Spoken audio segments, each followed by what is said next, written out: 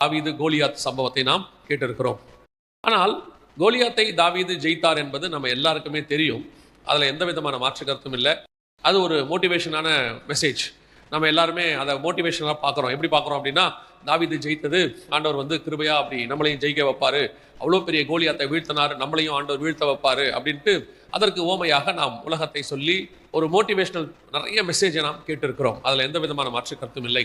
ஆனால் ஒரு வெற்றியோ அல்லது வாழ்க்கையில் முன்னேற்றமோ உயர்வோ எது ஒன்றுமே சும்மா வருவது கிடையாது. எதுவுமே இல்லை, சும்மா வந்துடாது. இப்போ இந்த கடைசி காலத்தில் ஒரு விதமான உபதேசம் இருக்குது. அது வெளியே நிறையா இருக்குது. நீங்கள் டிவியில் கூட பார்த்துருப்பீங்க. அப்படின்னா என்னென்னா, கர்த்தர் உங்களை எந்த விதமான காரியமும் இல்லாமல் சும்மாவே ஆசீர்வதிப்பார். ஆசீர்வதிக்கிறோன்னு சொன்ன ஆண்டவர் என்ன பண்ணிடுவார்? ஆசீர்வதிச்சுவார். அப்படி ஒரு காரியம் வேதத்தில் இல்லை, எங்கேயுமே இல்லை. கிரியை இல்லாத விசுவாசம் செத்தது அப்படின்னு இருக்கு. எல்லாவற்றுக்கும் ஏதோ ஒன்றை நாம் செய்ய வேண்டியிருக்கு. நாம சும்மா படுத்து தூங்கிட்டே இருப்போம், கர்த்தர் நம்மளை அப்படியே உயர்த்தி மேலே கொண்டு போயிடுவாரு அப்படின்னு எங்கேயுமே இல்லை. படித்தா தானே மார்க் வரும்.